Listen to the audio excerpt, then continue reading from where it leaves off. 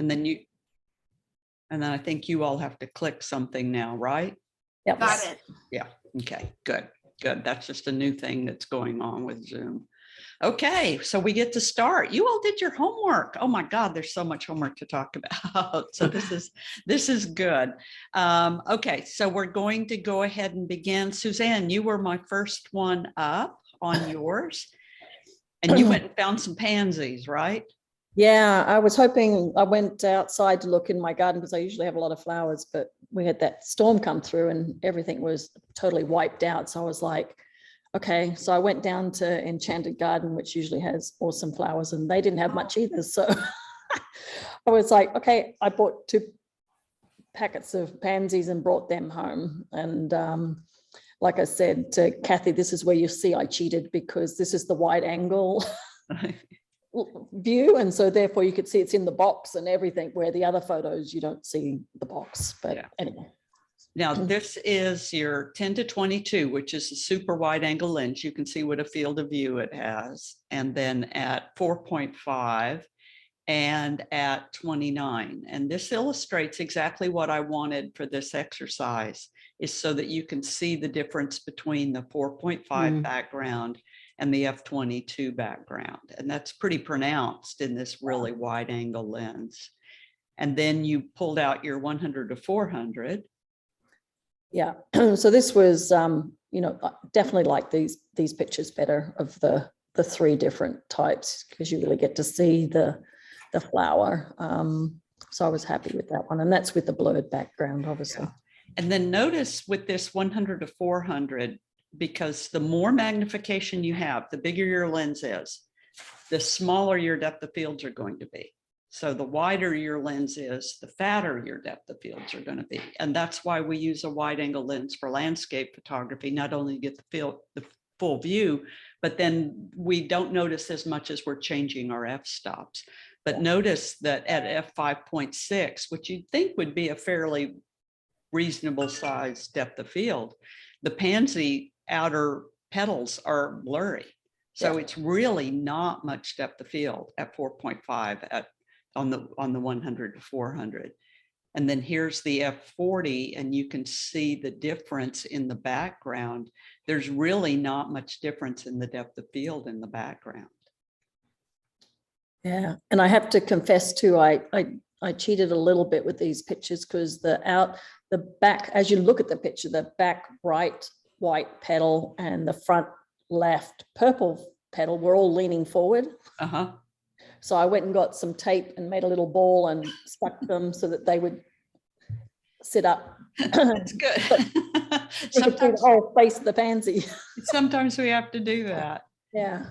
And then and then this is where your bee flew in. Yeah. Yeah, it was crazy. I was just literally had set my camera up and I was looking through the lens and I'm like, oh, there's a bug on my leaf. So I quickly took it and then subsequently tried to make some adjustments to the settings and totally washed the following photos out. But yeah, it was pretty cool that he landed there, but you can see how my petals bent in that picture. So yeah, you got one. Open the door for the dog. Yeah. And then here is her 18-30, 135. So this is, your traditional kind of everyday lens, the 18-135. And you notice at 5.6, it's got a fairly nice bokeh to it. So the blown out background is called bokeh. And then when you went to 36, notice how much of that detail you can see back in there. Yeah. So you did really well on that exercise showing. Yeah.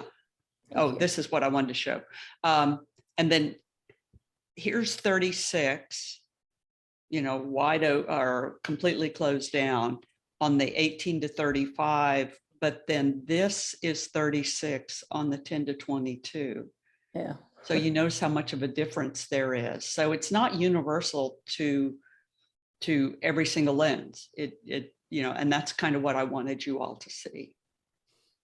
Questions on any of that, Suzanne, before we leave, or anybody else on Suzanne? Other than, the zoom lens, I didn't totally notice that the petals were blurred. So it was good that you pointed that out, because here I was thinking that was quite good. And then now I'm going, well, maybe the standard lens is better because it actually made the whole flower crisper. Well, it would have meant that you would have just gone to 6.8 or 7.1. So now you know that on that lens. Yeah. Yeah, like yeah. birds, for instance, on that lens, I shoot them at f10. And you would think that, you'd want to blur the background. Well, to get the bird in focus, I'm going to have to shoot it at f10. So it's just kind of playing with that in your head. So you did a good job. Now, this is your inspiration photo. Yeah. Wasn't as happy with this, but I kept the flowers, but the next day they were all like totally sad. So I didn't get another chance to have another go at it. But it's not a famous painting. It was just one that I went, I think I can replicate this. So again, having to go to the supermarket and find the flowers. Yeah. So here's what you recreated. Yay. Thank you. Petals on the bottom and everything. Yeah.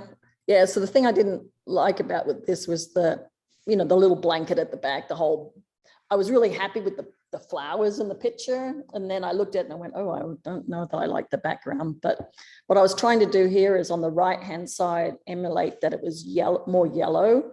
Because in the painting, the right-hand side's yellow and the left-hand side was blue. So I did use that gold reflector. I actually made my husband stand there and shine it against the tile. This is actually on top of our cooktop. I put a mirror on there and set it up there and had the yellow, the gold reflector to try and push some differentiation color on the back around. And then you changed your reflector color. Yes. So here, this was actually now with a flash. And so what happened is I couldn't get the gold to reflect. So it's definitely different color, but I couldn't get when I used the flash, I guess it was the angle. I've got the reflector or what, I don't know. I just don't know how to use it properly. And anyway. with that reflector also, you can flash the reflector and the color will bounce back. Yeah, I tried that because I've got that flash that the head will turn and go up and down, and I tried that, and then I would get really heavy lighting on one side, and yeah, it drove me nuts. But did a good job though. You did a good job. And really this is designed to drive you nuts. So if it drove you nuts, that's good, because children, when they're trying to put that little square peg in the round hole, they'll sit there and just beat until they, can't beat anymore. And then they'll finally figure it out. So it is designed to. And I realized I'm not a very good florist. So every time I would get like the main flowers in place and I was trying to get those two droopy ones on either side, everything would move. And so I spent like an hour trying to get the flowers to stay in place. And then my husband walked in and went, what are you trying to do? And I'm like, well, those two on the side, I want them to droop down, but they keep falling out. They're too heavy. And he's like, I'll be back. And he came back and he had two pieces of wire and he stuck them through the stem and bent them in. And I went, oh, Yep. Thank you. Yep. Floral wire, exactly. Yeah. Well, this was garage stuff he had in the garage, Yes, but that's yeah, okay. the same concept. And so actually, yeah, then it made them droop perfectly without falling out. So Very good. Very good. So you did a good job. And I come back to your original picture because we're going to talk a lot about color palettes today. And you notice how that blue going down to even darker blue down in here, and then the pinkies up in here, as well as the golds, makes the image. And so that color palette, that movement between the blue and the yellow, is one of the things that really adds to the photograph. Yeah. Good job, Suzanne. Good job. thank you. Carol, you did yours. Carol C. Yes. Yeah. Yes. Wow, that's cool. It was tough. It's a lot of work. I mean, that looks so easy right there. It looks fine. But I mean, like Suzanne, I was in a sweat trying to get those leaves to stay where I wanted them. The green sprigs in the back. Yeah. It's really cool. But you ended up getting nice soft lighting, and then I compliment you on getting the pink of the background, pretty Yeah. much the same palette. What's your background? So as you can see, I'm a quilter. Okay. And so I just went into my stash and found some light pink material, and it wasn't wide enough. So I had to cut it in two, and that's the splice, and I couldn't get that to lay down. I wanted that to be one piece, but that's all I had. So, like you showed us the example of the bath mat last week, I just scrounged till I found something a little pink. And also I bought these irises on Friday, and they were completely closed. Mm-hmm. And the florist said, just put them in hot water and just pray that they open for you. I mean, because they were completely tight. So I waited and waited and waited. And then Sunday morning, or Saturday, I can't remember, they sprung open. I said, I better get them. Yeah. So, yes. Good. You did a good job. And And the other thing is that flower is sitting in a, wasn't a vase, but it was a cup. And it took a lot of work to get that cup out of the picture, mhm. size wise. And it's almost like you need some putty, Yes. like Suzanne mentioned the wire. You need some sort of putty to hold little things like this in place. And there's florist foam. You buy it in bricks. My grandmother owned a flower shop, so that's why I know all these little tools. But the forest foam, and it's really nice just to have as a photographer. I've got several blocks of it in the garage for macro work, or anytime we need to stick something in one place and Hold it in place. hold it in place. Yeah. So yes, I could have used some of that, but we'll have to get some. But yes, this was fun. This is good. You did, it's got a good color palette to it, and you matched it pretty well. And then this is where you were playing with your lens. Right, Carol? Yes. Yeah. So this is the 24-105. I think a couple of you all have the equivalent of this at 5.6. And you see that it's got a really beautiful blown out background to it. And, one of the things that lens is known for. And at 5.6, you see once again, the little bit of the petals is out of focus right here, but your depth of field is kind of right in there. So pretty there. And then here's at 22. So you can see the difference in the blown out background on that lens, the bokeh. And then here's your 100-500, once again, playing with the big lenses. You have to get much further back, of course. Yes. And that 4.0, you see what pretty background we end up getting. We end up getting a lot of blurred background back there.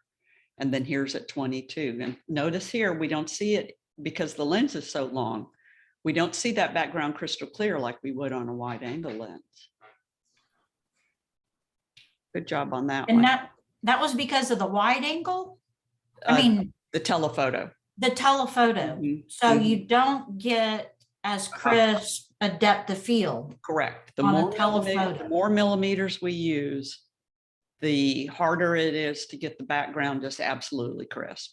But then if we do the same thing with a wide angle lens, it's real easy to do because the depth of fields are so much fatter for the wide angle lenses. And then Carol, is this yours too? Yes. Okay, Did you get what I was trying to replicate too? right here. Yes. Yeah. Yeah, so you did two of them. I did. Uh-huh. And those are Sweet Williams Uh-huh. flowers. Pretty.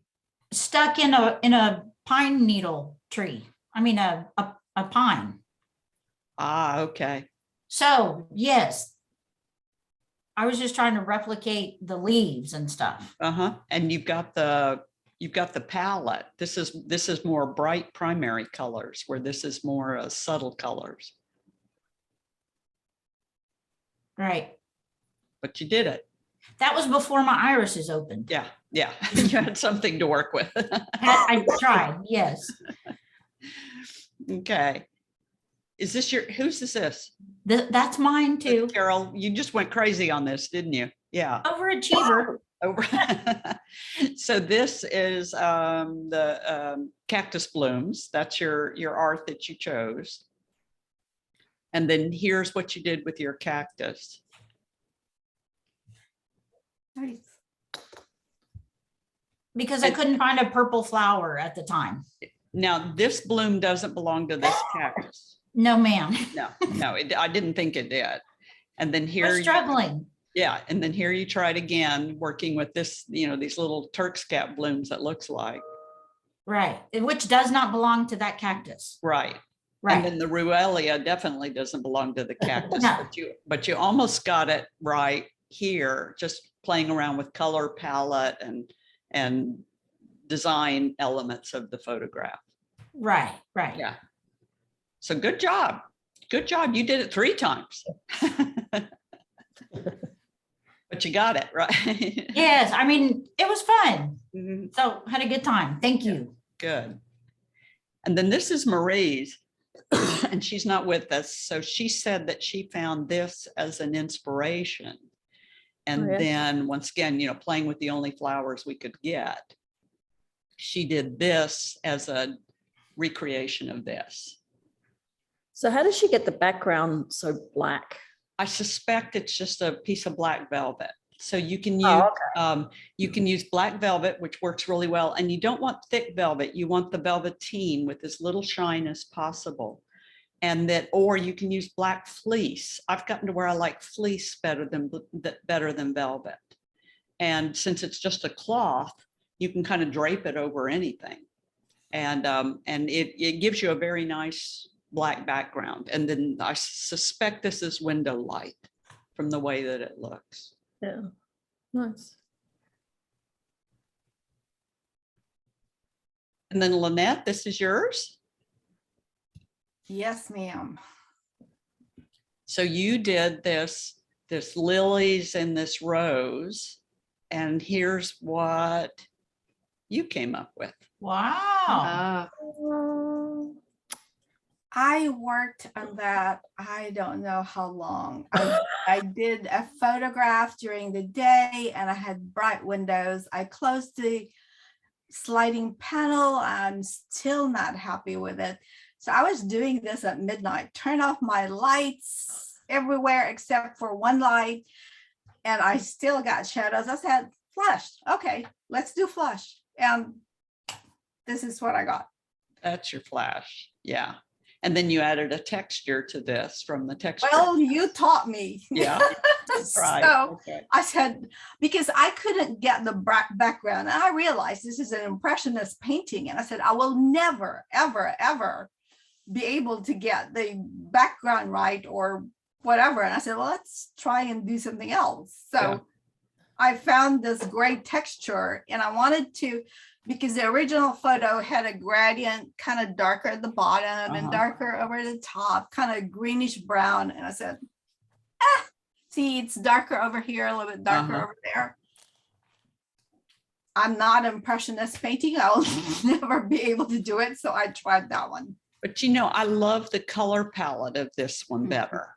So this one is so cold and the shadows are so harsh. Yes. Yes. So to lessen the shadows, you would move it further and further away from its background. So the closer it is to its background, the more shadows it's going to have. Yes. Yes. So this is one where you'd have to put that cloth, Yes. thumbtack the cloth to the wall or something like that as a far off background. But I like what you did. I think you did a good job. But I do like this one better. Thank you. It's much It's softer. brighter. Yeah. Yeah. Yeah, I draped something over a photo that I had that hasn't been hung yet. And I couldn't get the same at the bottom. And that was the only thing I had that I could put at the bottom. So I think you did a pretty good job getting close to it. Yeah. thank you. And then here you were, and if you sent the individual pictures, Lynette, I missed them somehow. Oh, no, I did not. Okay. I said, boy, Okay. that's a lot of photos that I'm going to It's send. a lot of So I photos, just- exactly. because of all the lenses that I tried. And so anyway, But you see with the 24 to 105 and Carol in your Olympus, you've got something very similar to this. So it's just kind of your general all around purpose lens, but it focuses to 8 inches. And so it focuses very close, and it ends up, as we saw in the other photographs that Carol C did, that it has a really nice blown out background to it. And then adding the big lens, the 100 to 500 lens, it gives you that beautiful background as well. So Carol H, you did this, but you did it on the box. So I took this in a whole different direction. Yeah. Right. So my goal was to find what is the minimum focusing distance of each lens. Mm-hmm. And so I have a paper cutter, Mm-hmm. and I wanted a flat surface because I didn't want it to matter really where the focal point was.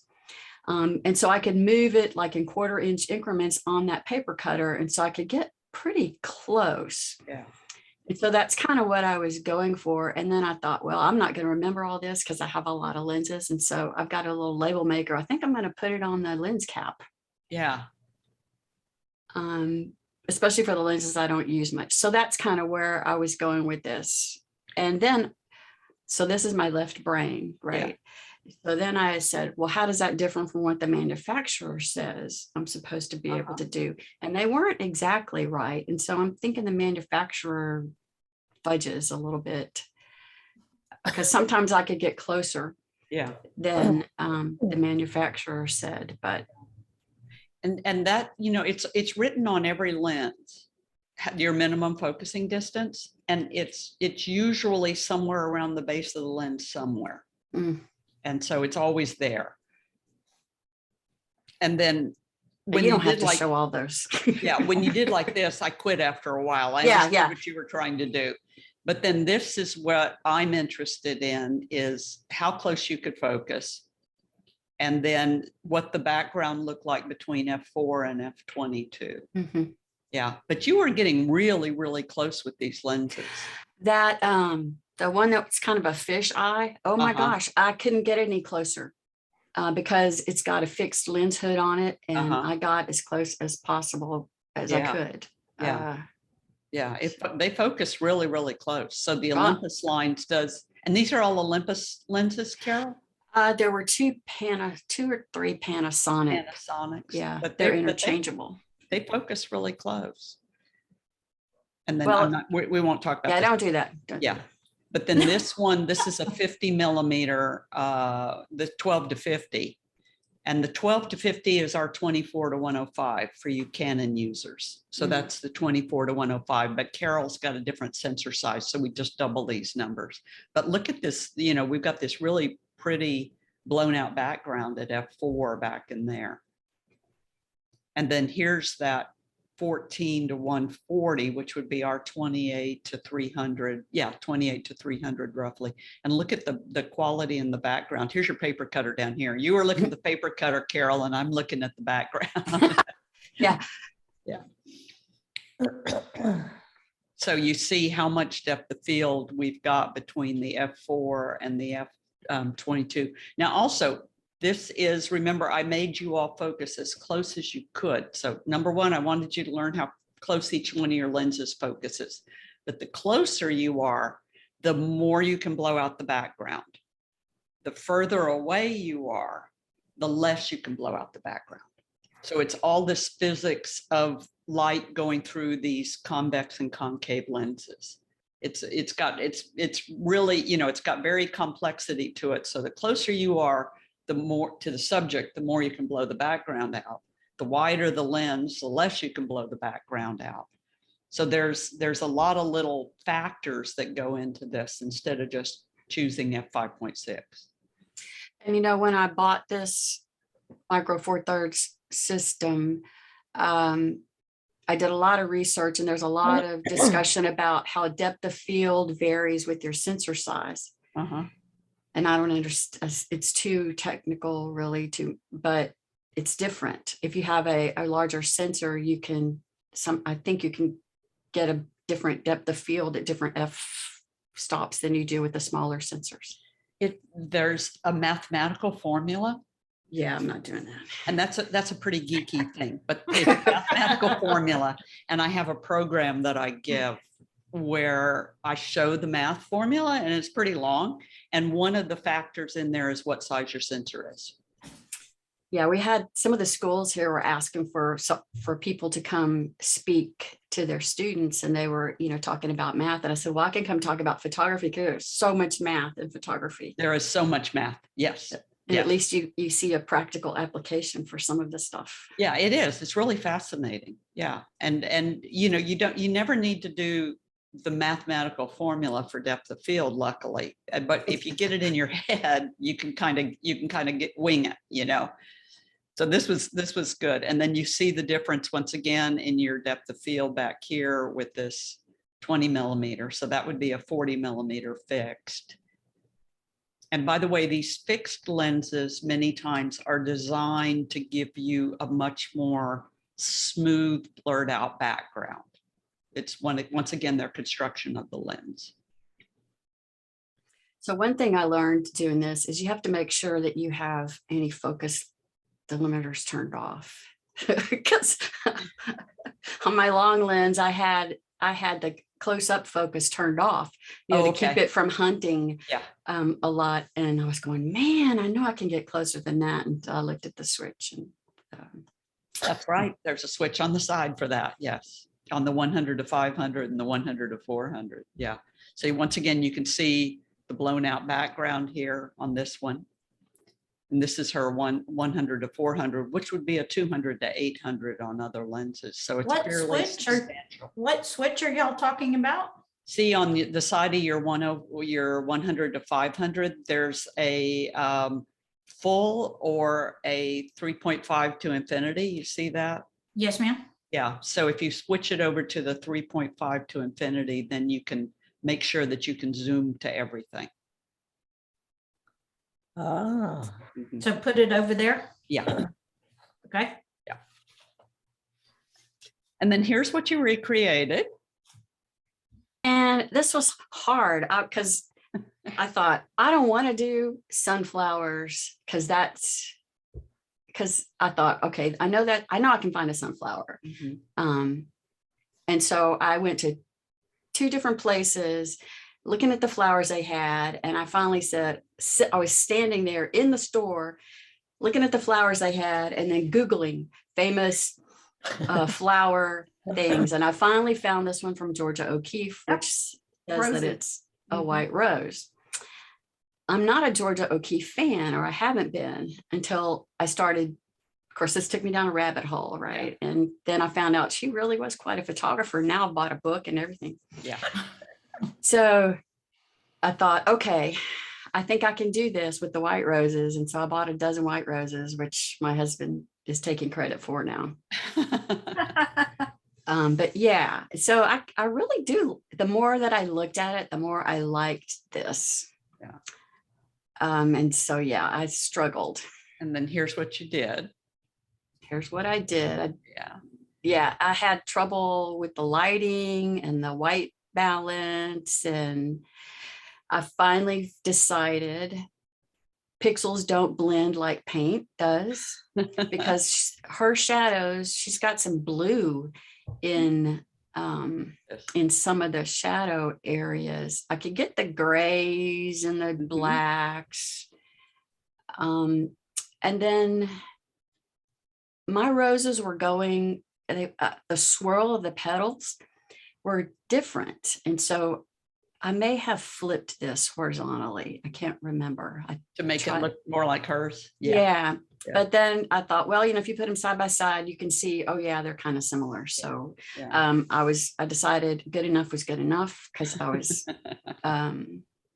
spending too much time on that. You did a good job. Notice something, because as we're talking about color today so much. Notice that this is kind of a teal right in here, and then a teal right in here, and then this is a charcoal as opposed to a black. And then notice her tiny use of yellow right there, and yellow right there, and yellow kind of right in there. You see that? Yeah. So it's interesting how she's using those colors that we look at it and we think, oh, it's a white rose. Yeah. But then we try to duplicate that in a photograph, and that's very difficult. Doesn't work. It doesn't work. But we could go in, by the way, there are settings in Lightroom and Photoshop where we could change those shadow colors to a different color. Yeah, and I messed with all the color grading and everything, but what I think should be shadows in that photo were not being affected when I messed with shadows. So like I said, I kindly just went, okay, done. I did as good as I could. I'm not Georgia O'Keeffe, right? Yeah. Yeah. And I mean, Georgia O'Keeffe was married to Stieglitz, who was one of our leaders in black and white photography in the early days. And she really is a phenomenal artist. Yeah. Okay. Up job, Carol. You did well on that one. Okay. Any more comments? I see you all beat your head against the wall. I see you stayed up late. I see you got frustrated. Any other comments on your homework?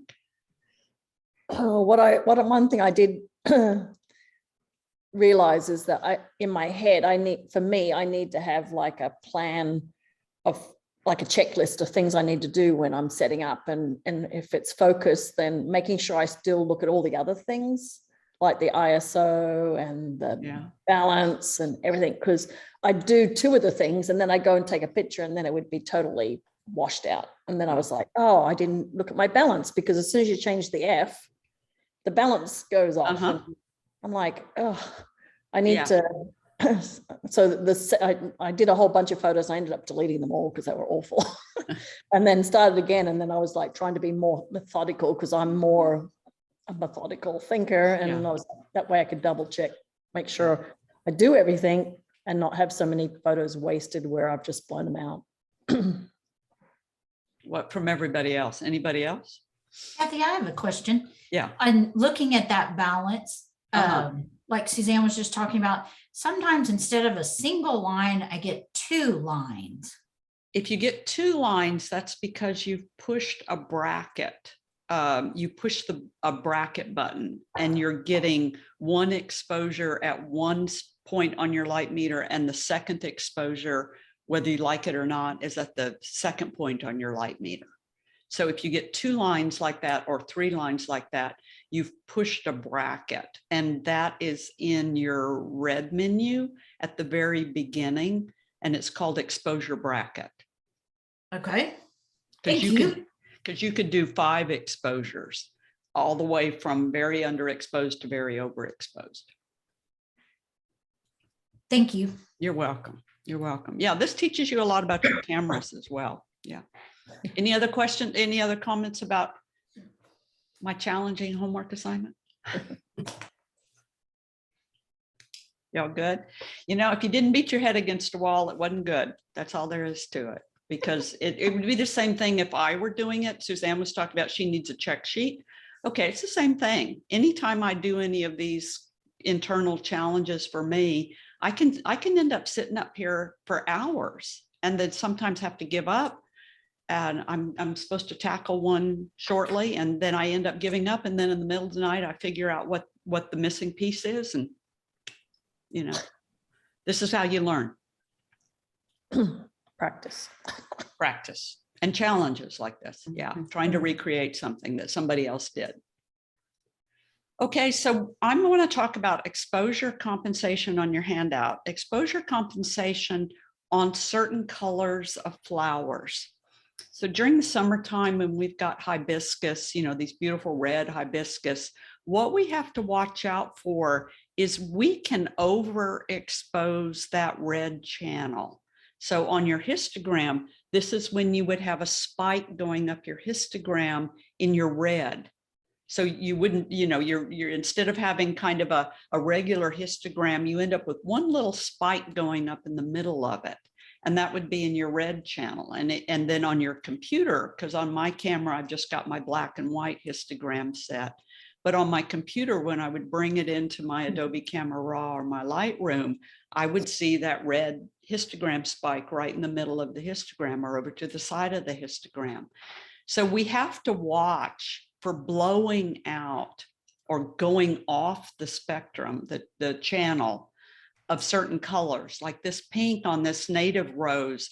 All of this pink right in here is overexposed. Now, this isn't blinking at you on your highlight indicator because we haven't overexposed the whites, but we have overexposed one color channel. And so in flowers, we have to watch this. I don't notice this anywhere else, but in flowers, I really notice this. So in this yellow, and this is a natural black background back here. It just happened to be a deep shaded area with a bright sunlight where the flower was. But some of these yellows in here are actually overexposed. So we don't end up having any detail in those yellows. And you can really see it here with these fuchsia. So you see how on the outside of the flower right here, and you see right here. So this is where it's overexposed, not in the highlight indicator, but in the color channel. And so this is where we've got to watch out and pay attention to this. And here, for example, is where I've gone ahead and underexposed, because the first one that I took, I could see that these colors in here were smooth. They didn't have a lot of detail in them. So watch those reds and those yellows and those oranges, pinks. Those will overexpose, especially if we're dealing in any sort of bright light.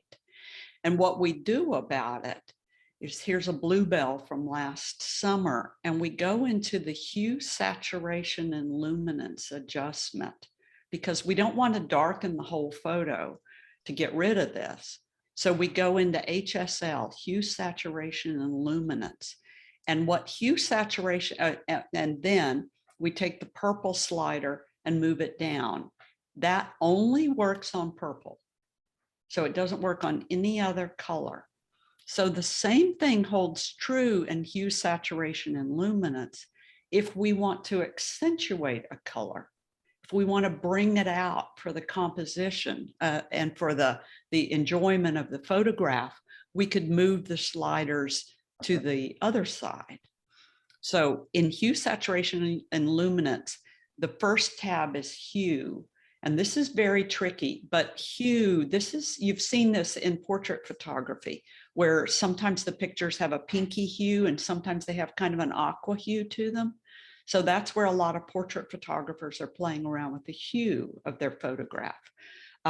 Saturation are the real prominent tones, and luminance are the undertones, the real low tones. So this blouse, for instance, is not a deep turquoise. It's a low turquoise. And so this is a luminance color. So you can adjust colors on the lower level, or you can adjust colors on the higher level. Jewel tones in women's clothing would be your saturations, where more muted colors would be your luminance. But then all we have to do is move that slider a little bit for the purple, and it just tones the purple down, brings the purple back into balance. And then when we blow it up, we can see all the detail in the shadow, in the purple. So out of the camera, right in here is where we've got an overexposure. And it's really kind of difficult, I guess, for you all to see on the computer screen, but it's right in this area. And then right in this area, there's no detail. See how there's detail down in here? And then suddenly there's kind of no detail right in there. And that's just because I've overexposed on the purple channel, which would be reds and blues. And then once it's fixed, then that detail comes back in there. So be aware of that when you're photographing your flowers, because especially in these color palettes, because you'll notice that there's just not much detail in there.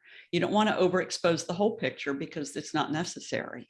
So going back to the whole picture, it's not necessary to underexpose the whole picture, but I can fix it with my hue, saturation, and luminance. And then that's after it's fixed. And so now I've got my detail in my purple blooms right up in there. So it's a real subtlety, but that's what we're talking about in this class, are those little bitty subtle things to make our pictures better. So starting to talk about colors, we've got primary colors, and we did the color wheel last week. And Carol C., you have to do this in your quilting, don't you? Yes, I have color wheels. You have So, color yes. wheels, yeah, because you Yes. wouldn't want to throw colors in that don't balance with each other. Right, Yeah, exactly. yeah. Yeah, so you're doing it in your color wheels, and just as the same as we would do interior decorating, gardening, we would do the same thing, and photography, we do the same thing. And so here we've got our blues and our greens and our reds, and we know from Christmas colors that green and red just go really well together. So if the gardener has put the greens and the reds together, then it's gonna end up working.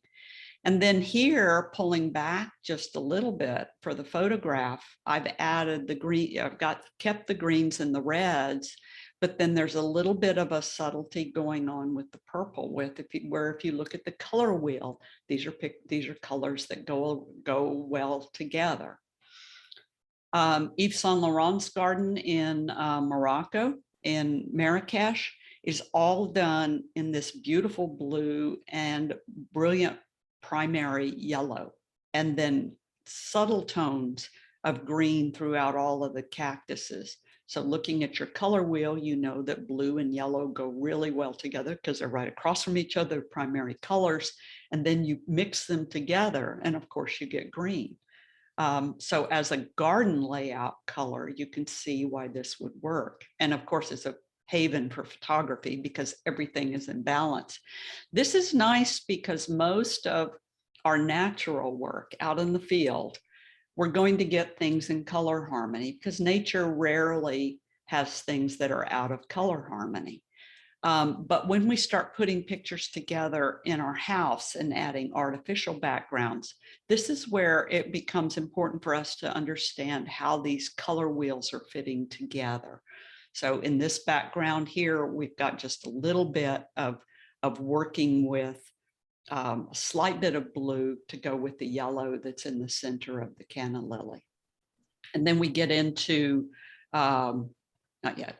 Okay, there we go. So working and making sure that what's in the background, if we're working out in a garden, making sure that what's in the background is in color harmony with it, versus those tulips I showed you last time where we really didn't have any color harmony in them. And here's that Yves Saint Laurent garden again with the blue and the yellow. And so just these beautiful primary colors right next to each other. So as a photographer, anytime we see primary colors next to each other, that tells you there's a picture there.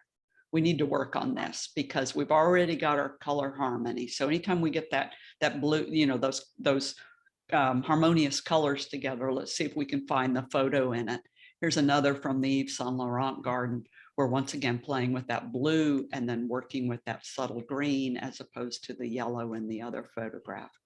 So when we see those colors in harmony with each other, then we know we can work with this because now we've got the colors that we're looking for and we've got the shades that we're looking for. These outdoor garden photographs, by the way, were done at Enchanted Garden. Suzanne, that's where you went and checked for your flowers, didn't you? Yep. Yep. Yeah, it's out in the Katy area. They have two gardens, Enchanted Forest and Enchanted Gardens. And it's not much to look at in the winter time, but they do. It's just acres of gardens and they're so well laid out. I just walk through it many times with my camera and I buy something at the end, but I just walk through it with my camera because it's just phenomenal stuff and, landscapes and that type of stuff. So going back to your color wheel from last time around, playing around with your color harmony. And this, by the way, is coming, as I told you, from Kate Smith's website called Sensational Color. And if you just want to know more about color, she just writes on and on and on and on and on about color. And if this isn't something you've ever done a rabbit hole deep dive into, if you're stuck inside and you just want to go into it, Kate Smith's website is just so good. It's called Sensational Color. And she's a designer, so she's really just talking to other creatives about color harmonies and color relationships and that type of stuff. So I've just found her as a great. I've got an hour to go learn something, and I'm always learning something from her about color harmony. So in our color wheel, we know that the reds and greens, we've got the yellows and the violets. And then we've got also with our color wheel, we've got our primary colors, our yellows and our reds and our blues. Let's go yellow and red right here. So if we take red and we add a little bit of yellow to it, we get orange. And if we add a little bit more yellow to it, we get red, orange. And if we add a little bit more yellow to it, we get orange. And if we add a little bit more yellow, then we get yellow orange. That makes sense. We're used to that as, playing around with colors as kids. Yellow and blue, we do the same thing. We get blue and we add a little bit of yellow to it. We get blue, green, then we get green, eventually half and half, and then yellow, green. So we understand that around the edges of it. The next one inside of here, and these, by the way, are called hues out on the outside officially. And then as we tint with white, these are called our tints. So this color white in here is called a tint because it's the red violet mixed with white. And so that's a tint. When we start mixing it with grays, it's called a tone. And when we mix it with more gray, it's called a shade. And that doesn't really matter to us, but it is the official way that we talk about colors. So it's just, again, one of those little kind of things that as a photographer, we may not necessarily think about that much, but it's nice to know what these colors really are called and how they work with each other. So when we are out in the garden or when we're photographing flowers, so we see this dahlia that's this really pale yellow, and then notice that behind it, it has this rock wall that's in the shade, and that rock wall is giving us that purple, where this just tells us, stop, there's a photo here, and it's matching. And this is going to be harmonious if we can pull it off. So at least spend some time working on this. And we see where it is on the color wheel and why it's appealing to us. And then the little hints of color in there are those violets and those greens. So we see immediately in the color wheel that yeah, this is working. And so this is where we should stop and spend some time and work on it. And so we see those same colors and we start working on those harmonies, even if it means you print this color wheel out and you carry it around with you. Carol, see, you said you use a color wheel on your quilting all the time, right? Yes. Yeah. Yes. So if a quilter is using the color wheel all the time, why can't we pull it out of our camera bag too and use it just to train us to what we should be looking for? And you look through here and we see, yeah, we've got these subtle grays. We've got these nice, subtle bluey purplies. We got this little stuff going down in here. Yeah, we've got color harmony going on here. And if we've got color harmony, then maybe we can play with it enough to get a photo out of it and that we like. So we look at that color harmony between the purples here, purple kind of right in here, and going across to the green. Yeah, this is working. And so we just kind of tune ourselves in to playing around with these colors. And then if it, this is once again over at Enchanted Garden. So we look at this and we've got the green pot that goes with the crocus the crotons in the top. Yeah, we've got color harmony going on. Maybe the reason sometimes that my plants and my pots don't look as appealing as somebody who thought about it, instead of just putting stuff in any old pot. But when we're making little arrangements, when we're playing with things, that color harmony all comes into play. And this is a friend of mine in Spain. She was my Spanish language partner here in the Woodlands for 3 years, and she's since moved back to Spain. Her name's Sandra Lorenzo, and she is a graphics artist. And for a long time on her Instagram page, she was playing around with color palettes. Now, you know, we think about what we play with. Well, she's a graphics artist. So she was finding pictures of things in nature for a long time. And then she was clicking on each individual color to see what the color palette was. So what's the brightest tone? What are the subdued tones? What's the more primary color? And the way that you do this, let's go over to Photoshop. The way that you do this in Photoshop is you look at this color right here, you take your eyedropper tool, which is over on the side, your eyedropper tool, you take your eyedropper tool and you click on that color and then go down here to your foreground and your background color. And then click on that foreground color, because when you clicked on this color right here with your eyedropper tool, it now became your foreground color right down here. And then here's the color right here. And this is what Sandra's done. I didn't have enough time to get the exact color, but this is what Sandra's done. And here's the color right here. So each color has an official number. Yeah, and these are called your PMS colors. So every color has an official number. And so UPS brown is an official color. I worked with a corporation and I had to make sure as human resources and communications that everything that went out had the official colors of that corporation. So I knew what these colors were. And so if we were going to print anything, we had to make sure that all the colors were the right colors. So Clinique blue is different than Tiffany blue.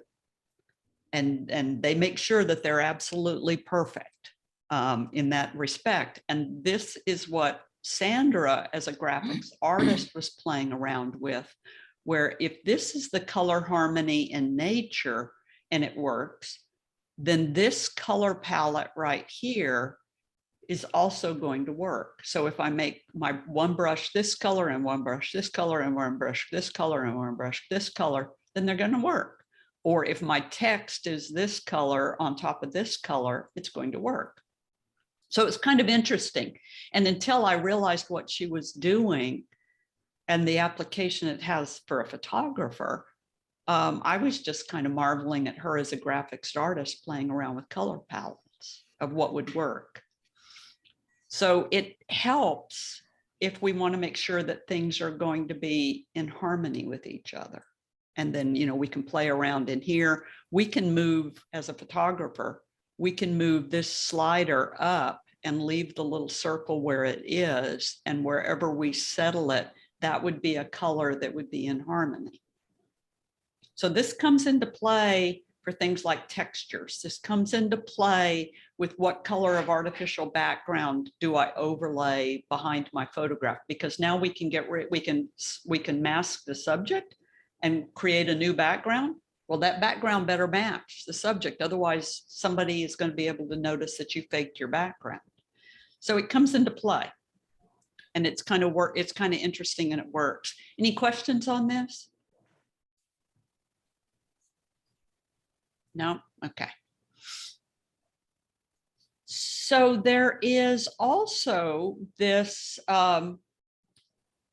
website called www.colorhunt.co. www.colorhunt.co. And what they do is they make harmonious color palettes. And what you're going to do is you're going to go to www.colorhunt.co and you're going to find a color palette that you want to use. And if you click on each color, it'll tell you what the color number is. See the color number right there? So if you click on each color, it'll tell you what the color number is. But when you design your next photograph, you're going to use one of these color palettes. And when you go to www.colorhunt.co, you can start with one color if you want to, or you can go pastels, or you can go primary colors, or you can go winter or spring or fall. Because once you choose one color, then it'll tell you, what the other colors are that go with it. So instead of trying to figure out what colors go with each other, we already have palettes that have been designed for us. You also, when you look at colorhunt.co, you will see how many people think that that color palette is really nice. And then you'll see also how old it is. So you'll see people who like that color palette. You notice this one down here looks like the German flag. Yeah. So it's just kind of interesting, but this is just graphics artists and other color people playing with colors. So if we were designing the stage of a backdrop of a theater company, we would have to decide what our color palette was. And the same thing if we're designing a room, we would decide what our color palette is. We're designing a quilt, we would decide what the color palette is. So when we're designing our photograph, we're going to decide what our color palette is going to be. So you all are going to go find your color palette. I was going to assign it to you, but I think that's too mean. So I'll let you go choose your own color palette. Okay. So you'll go to colorhunt.co to get your color palette.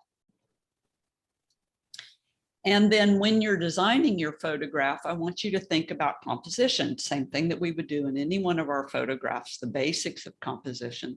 Symmetrical. So one side looks exactly like the other side. Symmetrical. One side looks exactly like the other side. Symmetrical. One side looks exactly like the other side, or top looks like the bottom. So just basic composition there.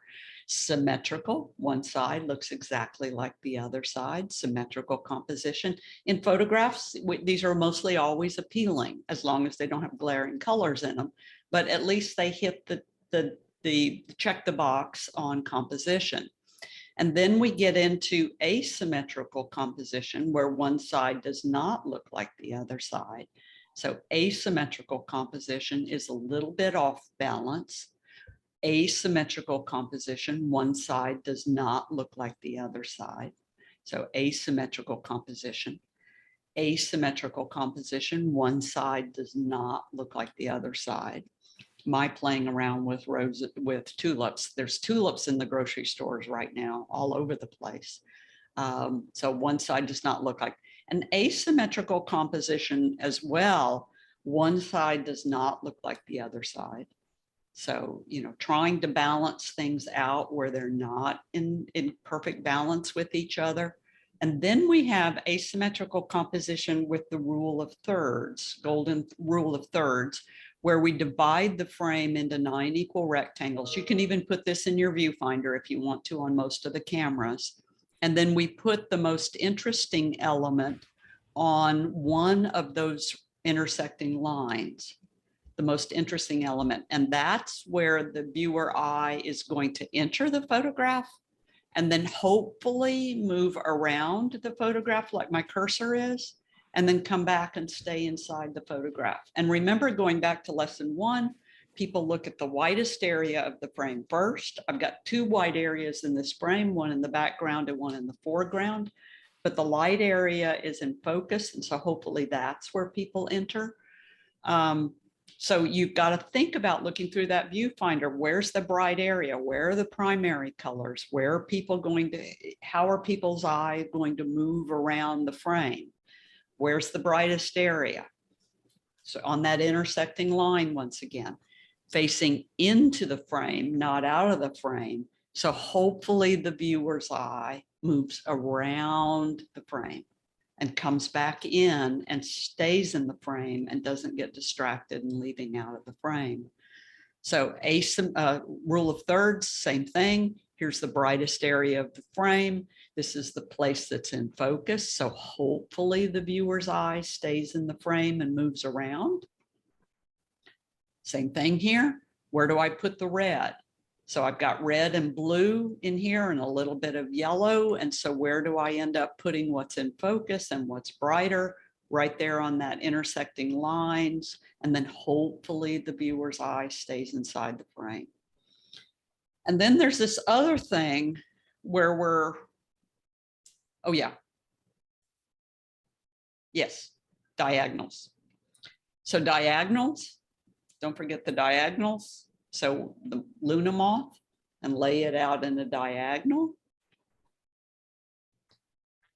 the reds, lay it out in a diagonal. So diagonals are usually very aggressive, and diagonals are also pleasing to the eye, pleasing to humans. But that red goes all the way across as a diagonal, playing with it. And then the fall creeping coming across as a diagonal. And you notice here, we're still keeping in color harmony with the gray rock wall.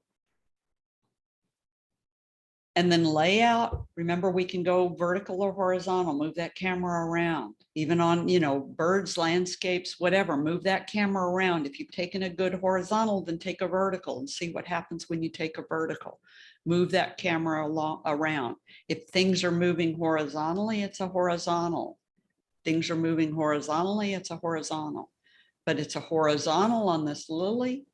Move the camera vertical, and now we've got a vertical. So move that camera around, horizontal and vertical. I'm an editorial photographer, so I try to take almost every photograph as a horizontal and a vertical. I also, because I'm an editorial photographer, I try to take every photograph with a lot of blank space on the left or the right or the top or the bottom, so that my editors can put text.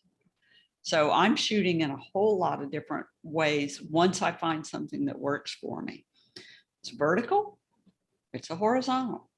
So move your camera around and try to get the horizontals and the verticals of each one. And then there's this thing called flat to the film plane. And some of you all might have seen this before or worked with this before, but your depth of field is a parallel plane, and it's parallel to the back of your camera. And if your camera is handy and you can put your hands on it, toward the back of the top of your camera, you'll notice that there's a circle with a line through it. And that line is where the sensor is, where the film used to be. So that line is where the sensor is. So if you want to get something absolutely parallel, you would measure directly across from it and then keep that camera parallel, and that would keep your depth of field absolutely parallel to the camera. So when you get like in macro subjects, you would end up doing this. You see where it is, Suzanne? Yeah. On the top of the camera? Yeah, it's just one of those little icons that you probably never even paid attention to. But that's where the film plane is, and your depth of field goes absolutely parallel out from there. So to get both Ramber's forktails in focus in the mating wheel, I have to get the camera absolutely parallel to them. And then that maximizes my depth of field because they're absolutely parallel to the back of the camera.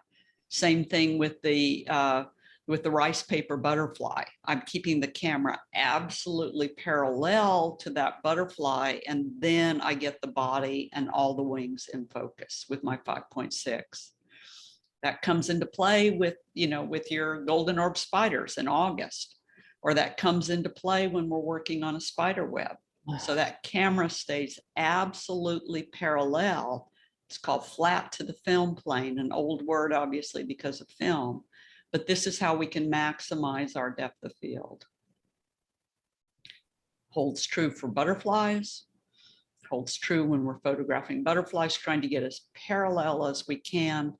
And then with this calla lily in Costa Rica, I'm trying to get the camera as parallel to those water drops as I can to get all of those water drops in focus.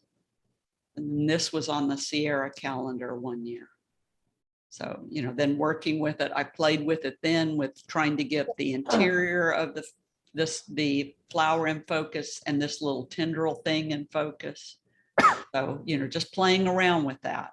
And it's called flat to the film plane. So this is how you can maximize your depth of field. Questions on flat to the film plane?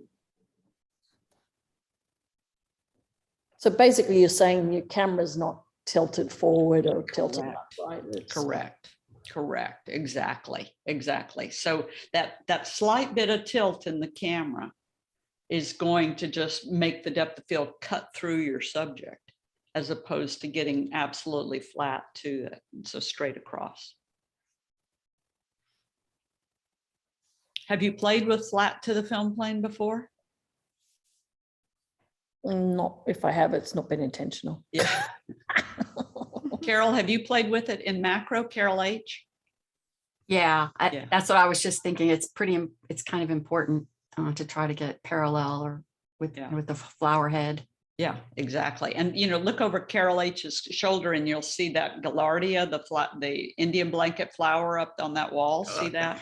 That's one where you got to make sure you're just right parallel to it. Otherwise, the edges of the flower will be out of focus.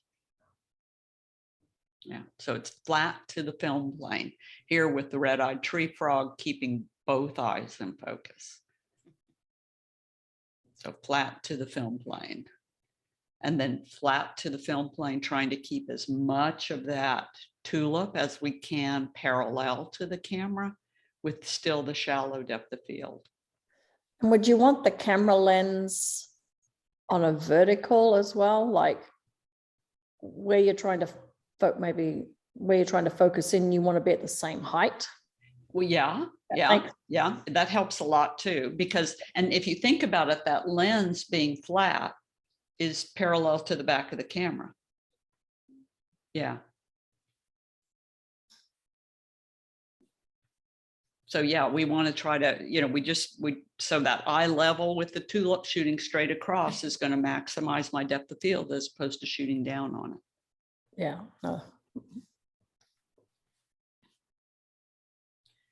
Okay. So your homework assignment. Here's what you're going to do this time for your homework assignment. This is what you're going to do this time for your homework assignment. So you are going to create an image with flowers that illustrates primary colors first. Reds and greens and blue, reds and yellows and blues. So you're going to create an image with flowers that illustrates primary colors. All three in one photo? No, not in one photo. This is your first photo. So create an image with flowers that illustrates primary colors. So this would be your yellow and your red, or your yellow and your blue, or your blue and your yellow. So this would be your first image would be primary colors. Your second image would be create an image with flowers that illustrates complementary colors. So you remember your complementary colors from your color wheel. Remember that? From the first lesson, your complementary colors, or it's up above on your second lesson, isn't it? Your complementary colors. So this would be your red and your green, your orange and your blue, your yellow and your purple. So create an image using that. And then your third image is, I would like you to go to colorhunt.co, find a color palette that you like, and then create an image with those flowers. So what you see over on the right-hand side was created by another Carol several years ago in this class. And she used this clematis that she was able to find, and then finding a complementary background for it, and then putting a background behind it. So you see how this image right here illustrates this color palette right here. And then fourth image, it could be the same color palette if you want to play with that, but select one of the basic compositions. That would be your symmetrical, asymmetrical, rule of thirds, triangles or thirds and diagonals. By the way, I don't have many photos that illustrate triangles. And so that's why I skipped over that one. Some people are really, really good at that. And for some reason, my little eye just doesn't hit on triangles very often, or maybe I haven't gone back and looked at enough photographs. So choose one of those compositions and then create an image using that basic composition. So either symmetrical or asymmetrical or rule of thirds, triangles or diagonals. So you have 4 photos that I want you to create. So an image using primary colors and flowers, an image using complementary colors and flowers with flowers, an image illustrating your color palette, and then an image that uses one of the compositional elements. So you only have 4 photos to take. So just on the primary colors, I think that was kind of the question. Primary is red, blue, and yellow. So do you want a photo that, if we choose red, it's just red, or you want a photo that actually has 2 of the primaries, or maybe even 3? 2 of the primaries, or maybe even 3, but then that could be a red rose with a blue background, or that could be a red rose with a yellow background. Yeah. Right. Mhm. Or a yellow rose with a blue background. Okay, got it. Yeah. So it shouldn't be too hard, but it's going to be getting those 2 primary colors together. Mhm. So now when you're either at the grocery store or the florist, you're going to be staring at different colors of flowers. Yeah, when I went to Enchanted Garden, I was walking around looking for, I had a picture and the guy was like, can I help you? I'm like, no, that's fine. I'm just trying to find something like this. Yeah. Yeah. And it might be, there's a few things either in the, at the nursery, or else you're just going to go buy your flowers, whichever one you want to do. Yeah. Depends on what they've got. Okay. Questions?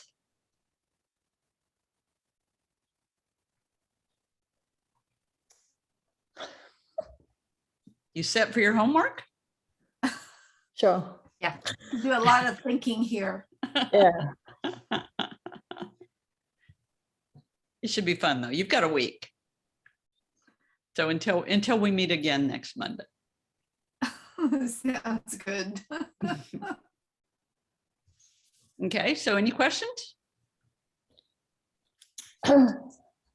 Nope. Just ready to go out there and see what you can find, right? Ready, Yeah. set, go. Yeah, before it freezes the next couple of days, 'cause there are some things blooming. Some of my friends are posting pictures.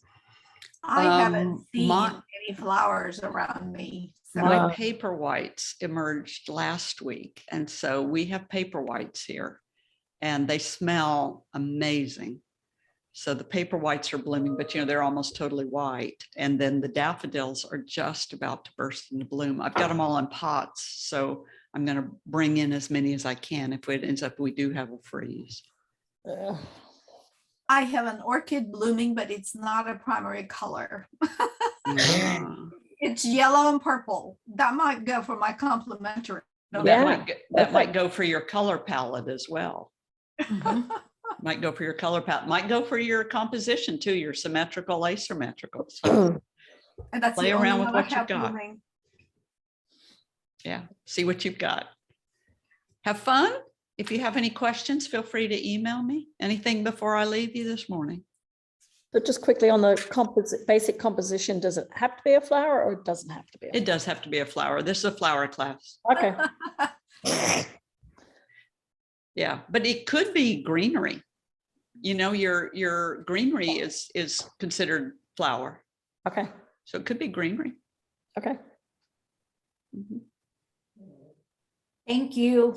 Okay. Thank you. I enjoyed spending the morning with you all. It's really nice. Yeah. Okay. So I will send the recording to you when it's finished, and then I will send you the link for next time. I think everybody sent photos to me just fine. So however you sent photos to me last time is perfectly fine, whichever way you want to go. And this is only 4 photos. And by the way, if you have an interesting, this is how I made this photo, you're welcome to send that along.